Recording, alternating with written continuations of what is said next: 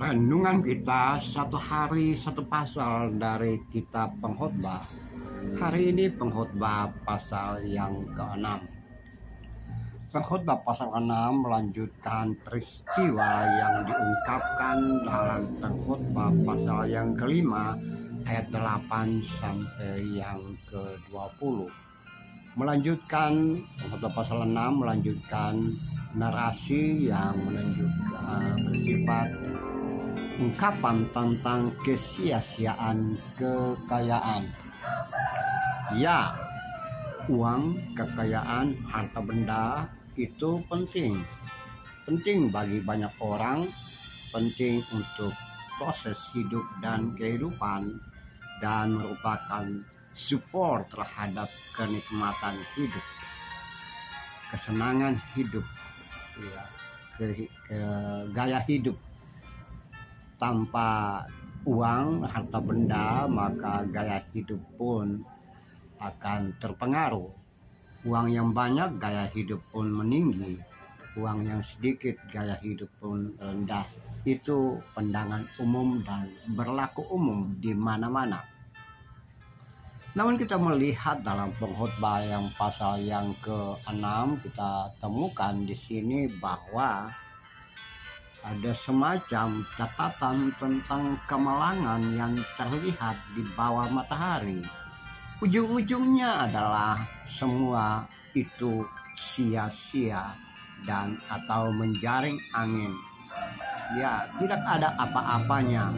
Kemewahan, kekayaan, harta benda, dan segala sesuatu yang digunakan untuk mensupport gaya hidup, menikmati hidup dan kehidupan, menunjukkan kelebihan dan kejayaan karena apa yang ada pada diri ini, ujung-ujungnya adalah tidak punya apa-apa, nol dan juga kosong.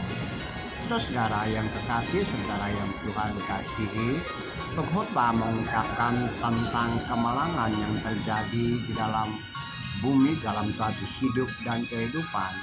Bagaimana orang kaya, orang yang punya segala sesuatu, kemudian dia tidak bisa menikmati semuanya itu sendiri, tapi orang lain, dia tidak sanggup menikmati kekayaan atau kelebihannya. Orang lain ikut ambil bagian dalam menikmati hidup semuanya itu. Dan juga saudara-saudaraku yang kekasih, Pengkhotbah menambahkan tentang orang yang mencapai umur panjang tapi tidak mempunyai apa-apa. Ya, itu juga seperti anak gugur, anak yang belum dilahirkan ke bumi tapi sudah pergi ketika masih di dalam kandungan, tak punya apa-apa. Nah, jerih payah hidup dan kehidupan seseorang menurut Pengkhotbah hanya untuk makan dan minum, untuk hidup dan kehidupan yang sementara, yang penuh dengan kesia-siaan. Ujung-ujungnya hidup seperti itu juga tidak berguna, bahkan kesia-siaan. Apa saja yang dimiliki oleh manusia, hasil keringatnya, hasil pekerjaannya, apa saja, dan akan berakhir dengan tidak ada apa-apa ketika dia berangkat dari bumi tempat dia berpijak menuju ke tujuan yang tanpa ujung, tanpa diketahui kemana dia melangkah, karena tidak ada lagi. Tidak ada seorang pun yang tahu ketika mati manusia melangkah kemana, dan ketika dia mati dia berada di mana. Hanya jasadnya ada di kubur, dan untuk beberapa lama jasad pun hilang karena telah kembali menjadi debu. Lalu bagaimana dengan hidup kita, saudara dan saya sebagai orang percaya yang mengasihi Tuhan, yang milik Tuhan? Saudara, dalam kemanusiaan, Anda dan saya boleh memiliki segala sesuatu yang ada di muka bumi ini, bisa meraih apapun sesuai dengan keinginan hati dan kemampuan kita memperoleh semuanya itu. Ya, tidak ada larangan untuk kita memiliki apapun. Kita bisa membeli apa saja. Namun satu hal yang perlu diingat bahwa segala sesuatu itu akan menjadi kesia-siaan kalau kita tidak gunakan semuanya itu dengan baik dan benar.